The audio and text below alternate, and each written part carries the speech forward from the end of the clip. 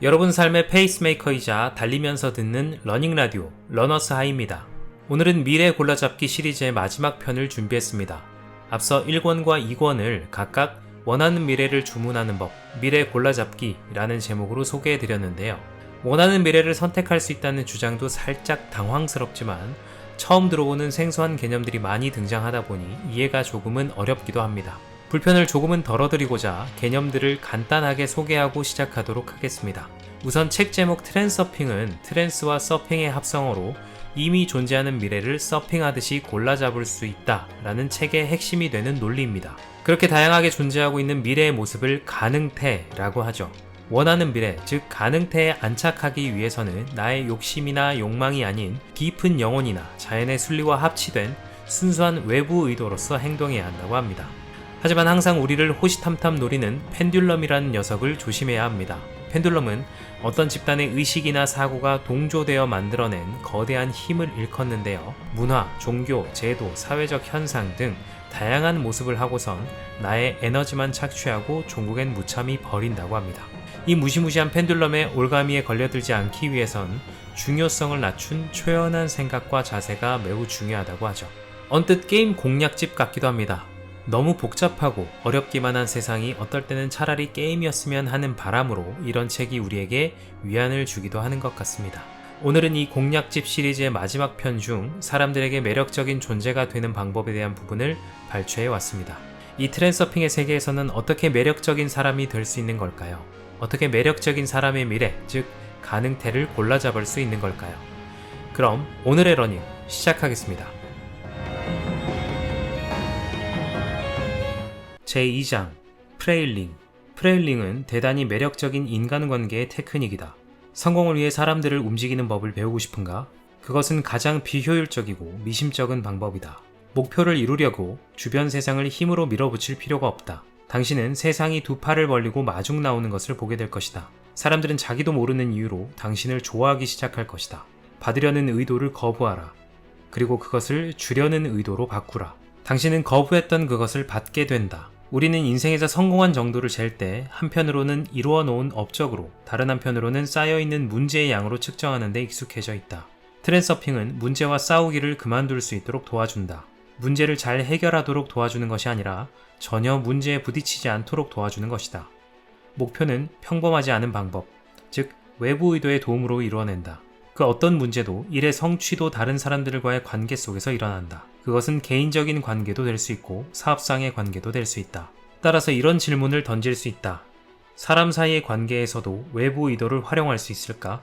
어려운 것은 외부 의도가 눈에 보이지도 손에 만져지지도 않는다는 것이다. 외부 의도를 당신의 의지에 복속시키거나 제어한다는 것은 아주 어렵다. 그렇지만 은연중에 외부 의도의 메커니즘을 가동시킬 수 있는 방법은 있다. 어떤 특별한 요령을 이용하면 그 누구의 의지와도 상관없이 외부 의도가 당신을 위해 작용하기 시작한다. 사람들을 움직이는 동인은 무엇일까? 그것은 내부 의도다. 그렇다면 당신의 내부 의도 대신 그들의 내부 의도를 이용하라. 당신의 내부 의도를 버리고 당신의 외부 의도가 다른 이들의 내부 의도의 메커니즘을 가동시키게 하라. 외부 의도는 새끼손가락 하나만 까딱하면 당신이 외부 세계에서 원하는 것을 얻게 해줄 수 있다. 외부 의도는 스스로는 아무것도 욕망하거나 행하지 않는다. 대신 외부 의도는 세상을 향해 맞추어진 내부 의도가 잘 작용하도록 도와준다. 당신의 목표를 달성하기 위해서 다른 이들의 내부 의도를 활용하라. 이 말이 이기적으로 들리겠지만 이것은 사람들을 이용하자는 것이 아니다. 당신은 그들이 하고자 하는 일을 방해하지 않는다. 모든 문제는 사람들의 내부 의도가 서로 갈등을 일으킴으로써 발생한다. 자기 개인의 이익에 지배당하는 사람은 다른 사람으로부터 뭔가를 얻어내려고 한다. 그러나 상대방은 생각이 달라서 그도 자신의 방식대로 하려고 한다. 두 사람의 이해 차이의 균형을 잡아 양쪽의 욕구를 모두 충족시켜주려면 어떻게 해야 할까? 어려운 문제다. 그렇지 않은가? 그런데 실제로는 아주 쉬운 문제다. 이 문제를 해결하려면 단지 그들의 내부 의도 밑에 깔려있는 공통의 어떤 것을 찾아내기만 하면 된다. 사람의 내부 의도의 중심에는 자신만의 개인적인 중요성의 느낌이 자리 잡고 있다. 사람을 움직이고 동시에 펜듈럼의 세계에서 그들의 자유를 구속하는 유일한 것은 내적 외적 중요성이다. 자기 자신이 중요하다는 느낌은 내적 중요성에 속한다. 정보, 에너지 체인 펜듈럼은 사람들의 집단에 의해서 만들어져서 사람들을 자신의 규칙에 예속시키면서 스스로 존재를 유지해 가기 시작한다.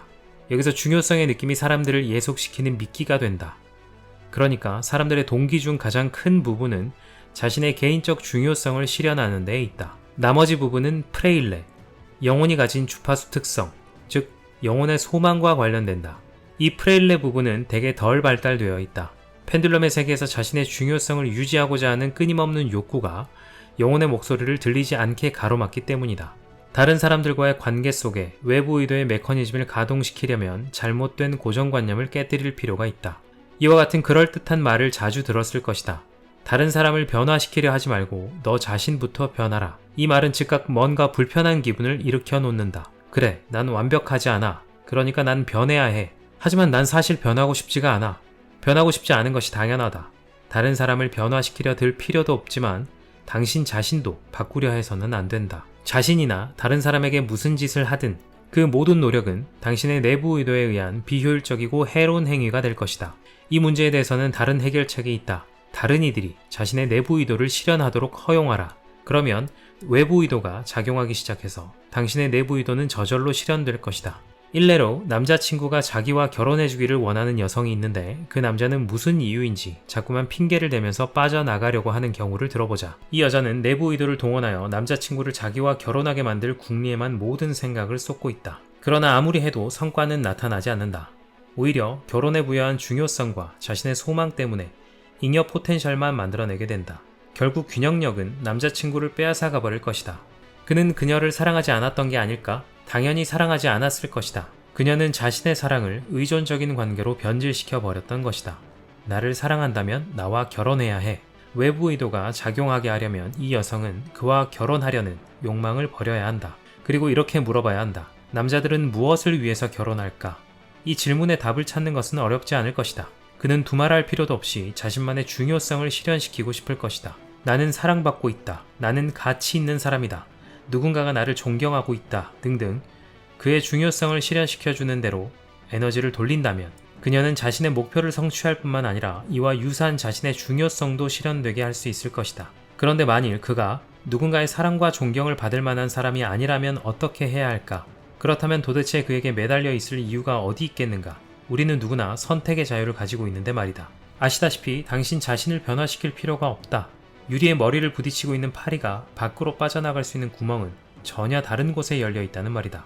사람들은 대개 자신이 다른 이들로부터 얻어낼 것에 대해 생각하느라 정신이 팔려 있다. 다른 이들이 도대체 무엇을 원하는지는 알려들지 않는다. 상대방의 소망과 동기에 주의를 돌리다 보면 자신에게 필요한 것은 쉽게 얻어진다. 당신은 이렇게 물어보기만 하면 된다. 내 남자친구의 내부 의도는 무엇을 원하고 있을까?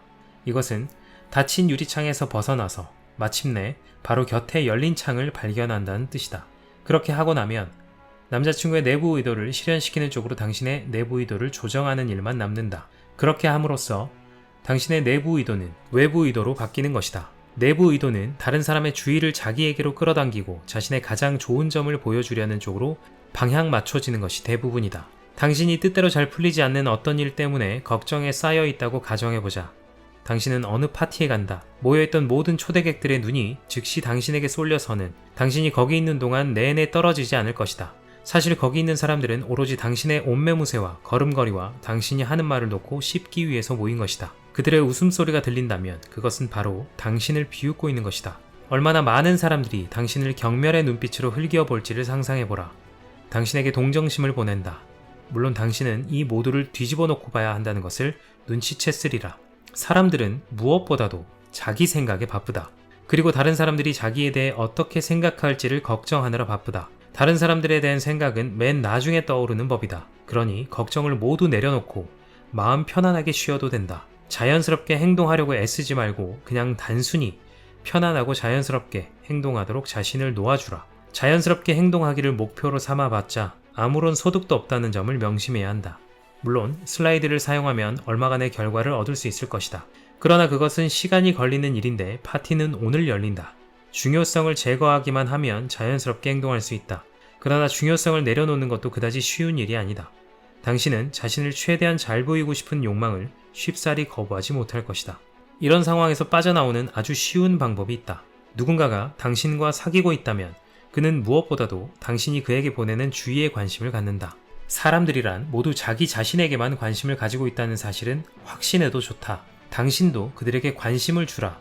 당신의 주의를 자신에게서 타인에게로 돌리라. 당신의 지켜보는 자를 깨워서 자신의 중요성을 끌어올리는 게임을 멈추라. 대신 상대방의 중요성을 끌어올려주는 게임을 하라. 상대방에게 관심을 가지고 그들의 말에 귀 기울이면서 그들을 지켜보라. 자신에게 비위를 맞출 필요가 없다. 그저 흐름과 함께 가라. 다른 이들에게로 주의를 돌리면 그 즉시 자신의 개인적인 중요성이 만들어낸 잉여 포텐셜은 저절로 사라져버릴 것이다. 그때서야 비로소 당신은 자연스럽게 행동할 수 있다. 자신에게로 주의를 끌어오고 싶다면 주위의 다른 사람들에게 관심을 보여주기만 하면 된다. 당신의 관심사를 그들에게 말해서는 안 된다.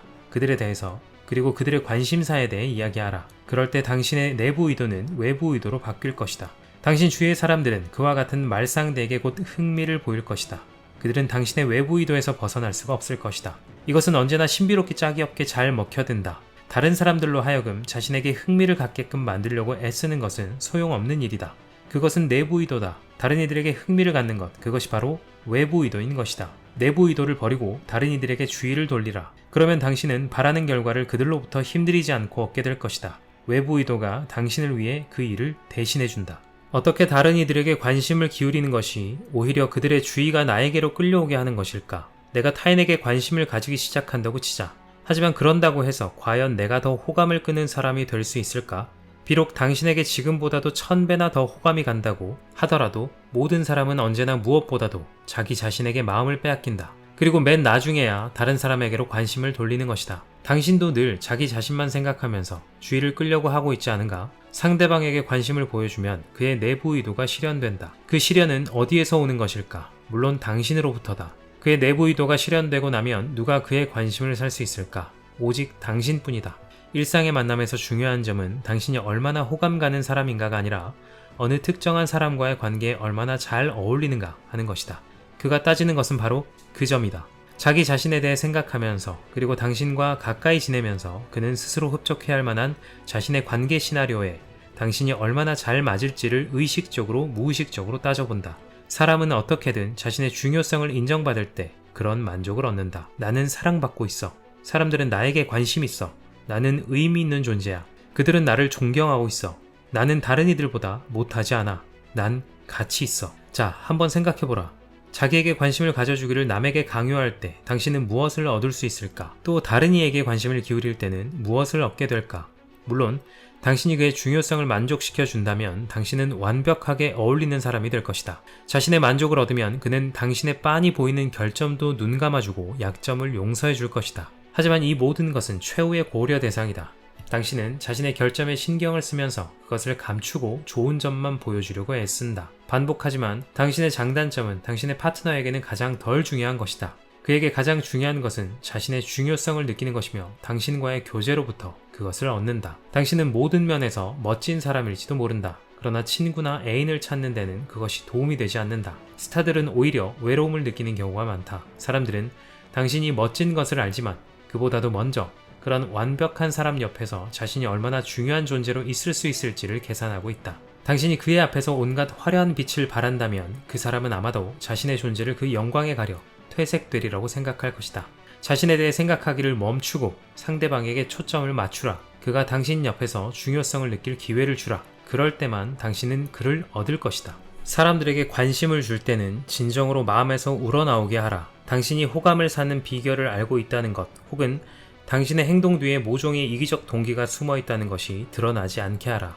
그들이 당신을 좋아하도록 만들고 싶다면 당신은 최소한 성의를 다해 진지하게 그들을 대해야만 한다. 매력있는 대화 상대라는 평판을 얻기 위해서 많은 사람들이 자신의 장점을 잘 드러내려고 온갖 애를 쓴다. 나는 참 똑똑해요. 나는 경험이 많고 아는 게 많아요. 이것은 내부 의도가 하는 일이다. 매력있게 보이기 위해 대다수의 사람들이 바로 이런 식으로 행동한다. 이 틀에서 살짝 빠져나와서 다른 관점을 한번 취해보자. 당신이 매력적인 대화 상대로 보이기를 목표로 하지 말고 상대방으로 하여금 자신이 매력적인 대화 상대라는 것을 스스로 실감할 기회를 주는 것을 목표로 삼아보라. 상대방의 주파수에 동조하고 주의 깊게 귀 기울여 들으면서 그라는 인물과 대화 주제에 관해 질문을 던지고 관심을 표하라. 주로 그에게 말하게 하면서 몇 시간이고 이렇게 이야기를 나눌 수 있다. 대화가 끝날 때쯤이면 상대방은 자신이 아주 매력 있는 대단히 특별한 사람을 만났다는 것을 완전히 확신하게 될 것이다. 이것이 바로 당신의 외부 의도가 작용하는 방식이다. 그것은 상대방의 내부 의도를 실현시켜준다. 그 결과로 당신은 스스로 사양했던 것을 얻는다. 당신은 자신의 인격을 과시하기를 거부하면서 상대방의 인격이 드러나도록 허용했던 것이다. 그렇게 하자마자 그는 당신을 찬양하는 사람이 된다. 당신이 그의 내부 의도를 실현되게 해주었기 때문이다. 스타에게서도 그와 같은 것은 결코 얻을 수가 없을 것이다. 그럼 당신을 사귈 상대로 여기지 않는 사람의 흥미를 끌고 싶을 때는 어떻게 해야 할까? 예컨대 사업상 어떤 사람이 당신의 제안을 받아들여줘야 하는데 그가 싫어한다면 그는 그저 당신의 제안에 관심이 없는 것이다. 이런 경우에는 특히 자신에 대해서는 완전히 잊어버리고 그에게만 전적으로 주의를 기울여야만 그의 관심을 기대할 수 있다. 그에게 특별히 흥미거리가 되는 모든 일에 진지한 관심을 기울이라. 그에게 그것에 관한 이야기를 건네라. 그래야만 그도 당신의 문제에 관심을 가지게 될 것이다. 당신은 이렇게 묻고 싶을지도 모른다. 내가 왜 남들의 이야기를 듣고 관심을 보이고 주의를 기울이고 사랑하고 존중해줘야 한단 말이야? 그들은 자기밖에는 관심이 없고 내 말은 귓등으로도 들으려 하지 않는데 말이다. 좋다. 그렇다면 그들은 무엇 때문에 당신에게 관심을 주고 당신을 찬양하고 사랑하고 존중해줘야 하는가? 그들에 비하면 나는 이러저러해 라는 당신이 그리는 모든 자아상은 당신의 내부 의도가 꾸며낸 허구다. 그것은 의존적 관계와 중요성이라는 잉여 포텐셜로 온통 뒤덮여 있다. 당신의 내부 의도는 당신이 중요한 사람이 되는 것이다. 오로지 당신의 내부 의도를 버리고 상대방의 내부 의도가 실현되도록 허용할 때만 당신은 정말 남들이 보기에 중요한 존재가 된다. 상대방은 내부 의도를 사용하는 반면에 당신은 외부 의도를 사용한다는 것이 유리한 점이다. 이 이점을 활용하라. 일반적으로 누군가에게서 뭔가를 받고 싶을 때 하나의 보편적인 법칙을 활용할 수 있다. 그 법칙은 받으려는 당신의 내부 의도를 물리치고 그것을 주려는 의도로 바꾸는 것이다. 이것은 아주 쉽게 할 수 있는 일이다. 어떤 사람이 당신을 인정하고 존중해 주기를 바라는가? 존중심을 요구하지 말라. 당신 자신이 그를 존중하라. 당신이 그를 중요하게 여기는 것을 그가 느끼게 하라. 공감과 감사를 구하지 말라. 상대방 문제에 진지하게 관심을 기울이고 돌보라. 사람들의 호감을 사고 싶은가? 예뻐 보인다고 해서 호감을 얻을 수는 없다. 당신이 먼저 상대방에게 호감을 보여주라. 그러면 그는 자연히 당신에게 호감을 느끼게 될 것이다. 도움이 필요하다면 당신이 먼저 다른 이들을 도와주라. 그렇게 하면 당신의 중요도가 올라가고 도움을 받은 사람은 자기의 중요도가 떨어지는 것을 원치 않기 때문에 빚진 채로 가만히 있지 않을 것이다. 마지막으로 당신은 사이좋게 주고받는 사랑을 원하는가? 소유하려는 마음과 의존적인 관계를 거부하라. 아무것도 보답받으려 하지 않고 그저 사랑하기만 한다면 당신은 그런 사랑을 갖게 될 것이다. 그런 사랑은 참으로 드물다. 그리고 그런 사랑 앞에서는 아무도 저항할 수 없다. 이 모든 경우에 당신은 스스로 사양했던 그것을 얻게 된다. 의문이 또 하나 있다. 사람들이 어떤 일을 하도록 동기를 부여할 수 있는 방법은 무엇일까? 만일 당신이 그만한 힘을 가지고 있다면 내부 의도로서 그렇게 할 수 있을 것이다. 또 그 사람에게 그 일을 꼭 해야 한다는 것을 설득할 수도 있다. 하지만 외부 의도야말로 가장 효과적인 방법을 제공한다. 사람들이 스스로 당신을 돕고 싶어 하도록 만드는 것이다. 그러기 위해서는 반드시 그 일을 그 사람의 열망과 목표에 일치하도록 맞추어야 한다. 스스로 물어보라.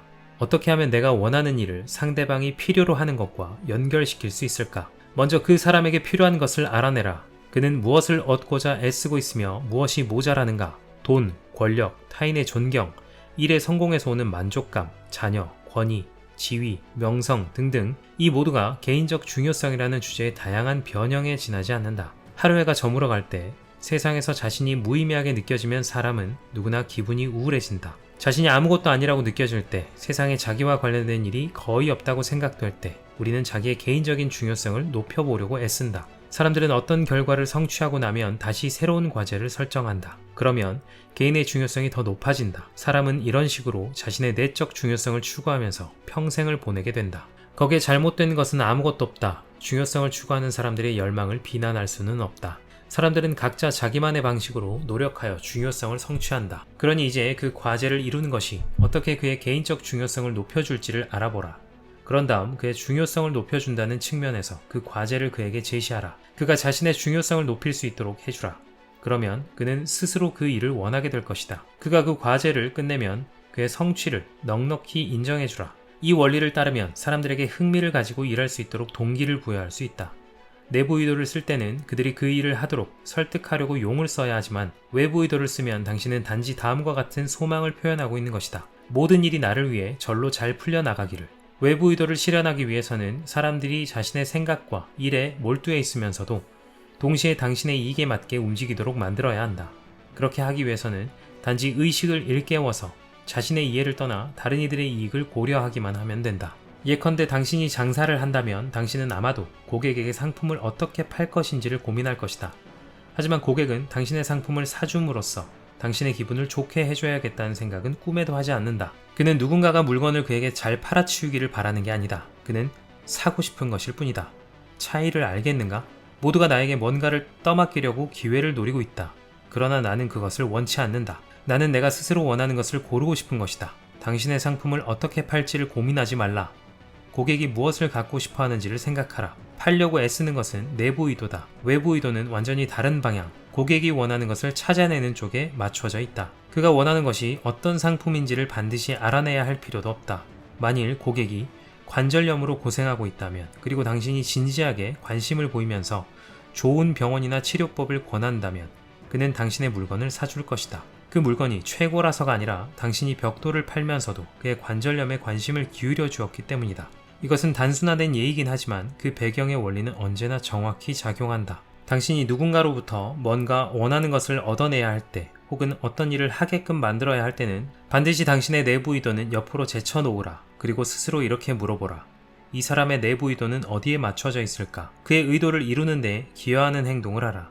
오로지 그의 의도를 실현시키는 것을 돕고 있을 때에만 당신이 그로부터 얻고자 하는 것을 잠시 생각해보라. 그의 의도를 실현시키는 일에 몰두하면서 거기에 당신의 요구를 은근히 끼워 넣어라. 그러나 어쩌면 당신의 요구를 말할 필요조차 없을 수도 있다. 모든 것이 저절로 이루어질 수도 있다. 이것이 바로 외부 의도의 마법적인 힘이다. 사람들을 움직이는 한층 더 효과적인 방법은 그들 마음속에 내부 의도를 유도하는 것이다. 좀 더 들여다보면 내부 의도를 유도하는 것은 상당히 쉽다는 것을 알게 된다. 내부 의도는 거의 모든 경우에 내적 중요성에 의해 일어난다. 사람은 누구나 어느 정도까지는 이런저런 방법으로 자신의 중요성을 지키고 높여서 더 돋보이게 하려고 애쓴다. 다른 사람들로부터 뭔가를 얻어내야 할 때 당신은 그들의 중요성을 높여줄 수 있는 방법을 하나 생각해내기만 하면 된다. 그 방법을 도전을 부추기기라고 부른다. 한 그룹의 사람들에게 이런 식으로 도전을 부추길 수 있다. 어느 분이 잘 하시는지 한번 볼까요? 혹은 전문가적인 명예심을 자극할 수도 있다. 우리가 창피를 당할 순 없죠. 그냥 내적 중요성에 바로 호소하는 것도 가능하다.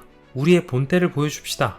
만일 누군가가 자신의 중요성에 관련된 문제로서 이 도전을 받아들인다면 그는 자기의 것인 양 당신의 뜻을 실천할 것이다. 그런 일이 일어나는 것은 오직 당신이 자신의 내부 의도를 버리고 그 사람의 내부 의도로 주의를 돌렸기 때문이다. 당신의 것이 아닌 상대방의 내부 의도를 쓰라. 관계의 흐름, 당신이나 당신의 회사는 결국 다른 사람들이 소비하게 될 물품을 만들고 있다. 이 상품을 사람들이 사고 싶도록 만들려면 어떻게 해야 할까? 단지 상품이 호화스럽고 멋있어야 사람들이 살 것이라고 생각한다면 그것은 틀린 생각이다. 가장 전형적인 실수는 내부 의도의 입장을 취하는 것이다. 우리는 명품을 만들고 있어. 그러니 사람들이 안 살 수가 없을걸? 내부 의도의 입장에 서면 3중의 실수를 저지르게 된다. 첫째, 우리는 명품을 만들고 있어 라는 말은 내적 중요성을 부각시킨다.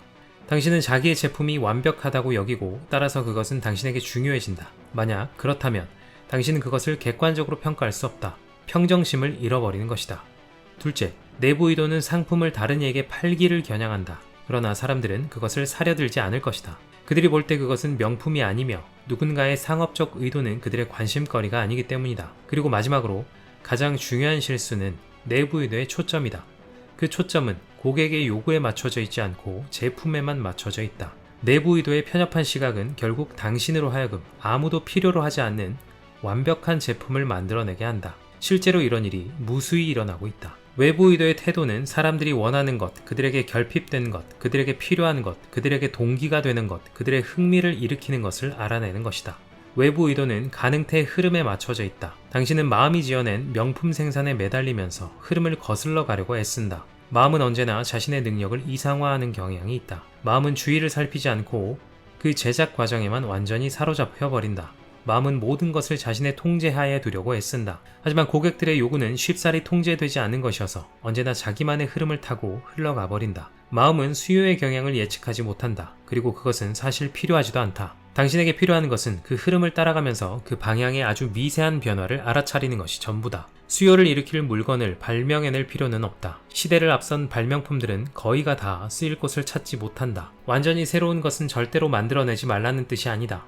요는 가능태 흐름보다 앞서는 발명품을 만들어내서 돈을 벌려는 속셈이라면 그것은 십중팔구 실패하고 만다는 것이다. 현재 수요를 만족시키는 데 방향이 맞춰진 사업만이 성공을 보장받는다. 자, 이제 이전의 질문으로 다시 돌아가 보자. 어떻게 하면 사람들이 당신의 상품을 사고 싶어하게 만들 수 있을까? 그 대답은 이것이다. 어떤 방법으로도 안 된다. 불가능한 건 아니라 하더라도 그것은 대단히 어려운 일이다. 당신은 내부 의도를 써서 상품을 사람들에게 들이대려고 한다. 외부 의도는 흐름과 함께 움직이면서 사람들이 무엇을 원하는지 그리고 무엇에 실증이 났는지를 파악하려고 한다. 수요는 가능태 흐름에 의해 결정된다. 가능태 흐름에는 이미 모든 해답이 담겨 있으며 오직 가능태의 흐름만이 성공을 보장해 줄 수 있다. 근본적인 발견이나 발명들이 많은 경우 서로 모르는 여러 사람들에 의해서 거의 동시에 이루어지는 것은 그만한 이유가 있다.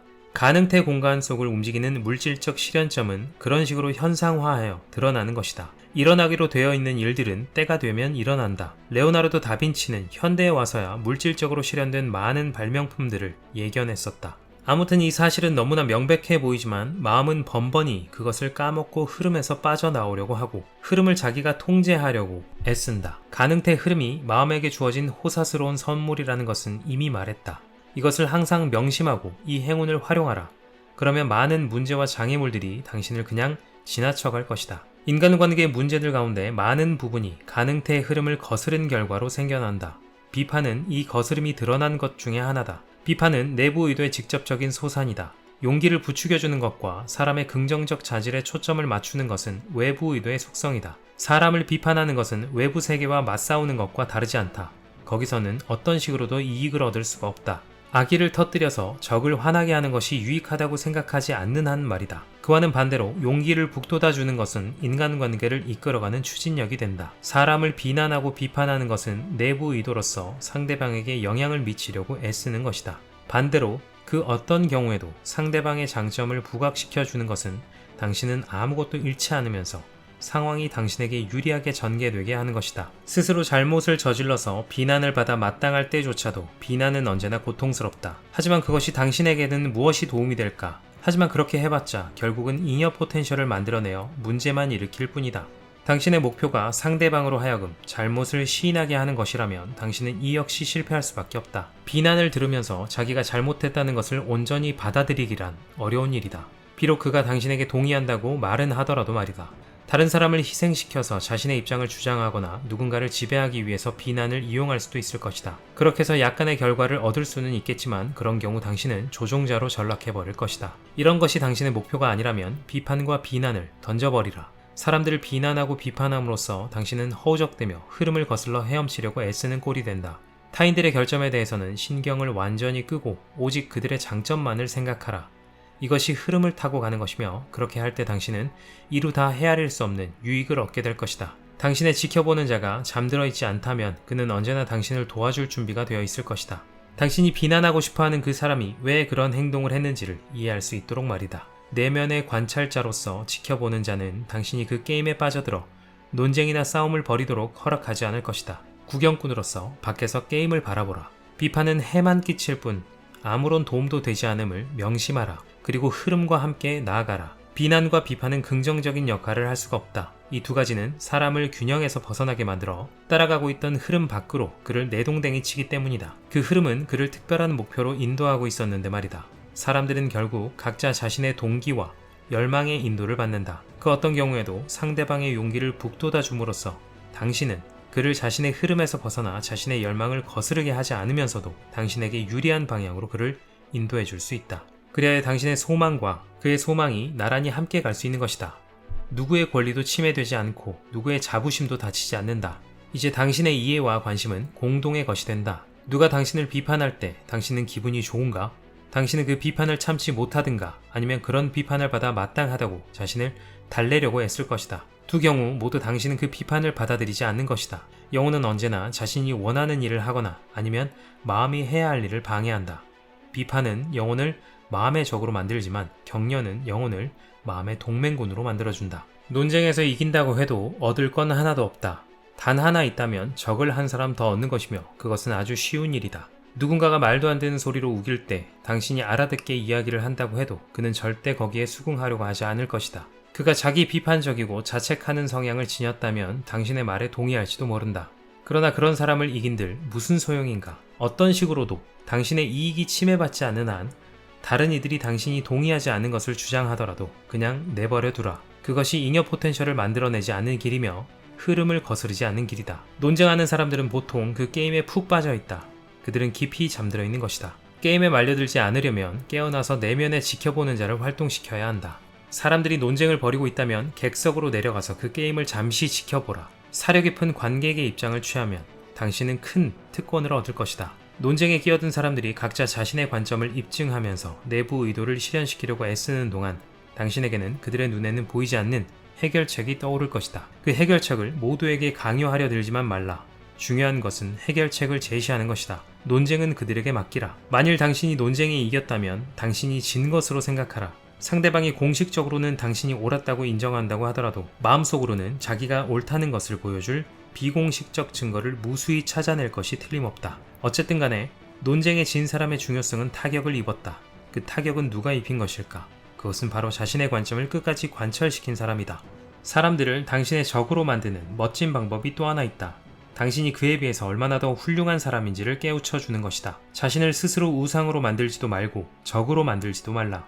이것이 흐름을 타고 가는 인간관계의 좌우명이다. 상대방의 중요성을 해치려는 마음이 일어날 때마다 전염병을 만난 듯이 피하라. 중요성의 타격에 따르는 문제는 감춰지는 경향이 있어서 왜 그런지 분명하게 보이지는 않더라도 그렇게 함으로써 당신은 엄청난 문제와 골칫거리로부터 벗어나게 될 것이다. 대화를 시작할 때 맨 먼저 두 사람이 같은 방향을 바라보도록 당신의 생각을 조율해야 한다. 당신이 말한 것에 대해 그가 첫 반응으로서 아니오라고 한다면 더 이상 그를 설득해봐야 소용없다. 그는 다른 쪽으로 방향을 돌렸고 당신과 함께 흐름을 타고 가지는 않을 것이다. 그러므로 처음부터 그가 예라고 말하도록 만드는 것이 중요하다. 토론을 시작할 때 절대 날카롭게 각을 세우지 말라. 그가 쉽게 동의할 수 있도록 좀 더 편한 이야기부터 시작하라. 그렇게 시작해놓고 나면 차차 더 논쟁의 여지가 많은 주제로 다가갈 수 있다. 이제 당신들은 흐름을 타고 저절로 같은 방향으로 나아가고 있기 때문에 더 많은 기회를 얻을 수 있고 당신이 방사하는 사념은 상대가 방사하는 사념과 불협화음을 이루지 않는다. 당신이 어딘가에서 실수를 하고 당연한 비난을 예상하고 있다면 자신을 방어하려고 준비하지 말라. 그냥 실수를 미리 인정하고 받아들이라. 당신에게 정의의 분노를 터뜨리려던 그 사람도 아마 즉석에서 너그러운 태도로 돌아설 것이다. 그런 경우에도 공격이야말로 최선의 방어라고 말할 수는 없다. 당신이 먼저 나서서 상대방의 관점에 동의할 때 당신은 그의 내부 의도에 청신호를 준 것과 같다. 먼저 나서서 머리를 숙임으로써 당신은 자신을 제자리로 돌려놓고 동시에 자기의 중요성을 높이려는 그의 내부 의도를 실현시켜준다. 하지만 당신은 어쩔 수 없는 의무감이 아니라 자유의지로 그렇게 하기 때문에 당신의 중요성은 어떤 식으로도 손상받지 않는다. 그러니까 당신은 돌 하나를 던져 새 두 마리를 잡는 격이다. 상대의 중요성을 높여주어 그가 고마워하게 만들고 동시에 자기의 중요성도 추락시키지 않는 것이니까 말이다. 실수를 방어하면 그것은 흐름을 거슬러 노를 젓는 꼴이며 펜듈럼에게 에너지를 내주는 것이 된다. 어떤 형태든 자신을 정당화하려는 욕망은 내적 중요성이 높기 때문에 일어나는 것이다. 그 무거운 짐을 내려놓으라. 자기에게 실수할 권리를 선사하고 실수를 허용하라. 실수를 방어하지 말라. 오히려 그것을 의식적으로 받아들이라. 그 즉시 삶은 훨씬 더 쉽게 흘러갈 것이다. 다른 사람이 하는 기분 나쁜 말들이 상당히 유용한 것으로 판명될 수도 있다는 것을 이미 말했었다. 처음 들었을 때는 부정하고 싶은 남들의 제안이 결국 무의미한 말이 아니었음을 깨닫게 되는 것이다. 당신이 어딘가에서 내적 중요성을 높여놓았다면 남들이 제안하는 말에도 상처를 받는다. 중요성을 던져버리라. 흐름에 저항하기를 멈추고 다른 사람들도 옳았다는 것을 인정하라. 아니면 적어도 그들의 의견을 한 번쯤은 고려해보라. 상대방이 했던 말이 정말 옳았었다고 말해주라. 그러면 결과가 달라질 것이다. 꼭 말로 해줄 필요는 없다. 어떤 식으로든 표현해보라. 그런다고 잃을 것은 없지 않은가. 어리석은 사람도 똑똑한 사람도 실수를 하기는 마찬가지다. 그러나 어리석은 사람과는 달리 현명한 사람은 자기의 실수를 인정한다. 상대방이 그때 옳았음을 인정함으로써 당신은 당장 그의 호의를 얻게 되는 것이다. 사람들은 공격적인 펜듈럼의 세계에서 살고 있다. 사람은 자신의 입장을 고수하면서 매 순간 자기를 방어해야 한다. 그리고 당신은 상대방이 그렇게 하도록 허용하고 베풀어준다. 그 순간 당신에 대항해서 자신의 입장을 지켜야 한다는 그의 문제는 해결되어 버린다. 그는 즉시 안도감을 느낀다. 그는 자신의 싸움을 도와준 당신에게 고마움을 느낄 것이다. 당신은 그에게 더 이상 적이 아니고 아군이다. 이 모든 일이 한순간에 상대방의 잠재의식 속에서 일어난다. 당신도 잠들어 있다면 그와 똑같이 생각할 것이다.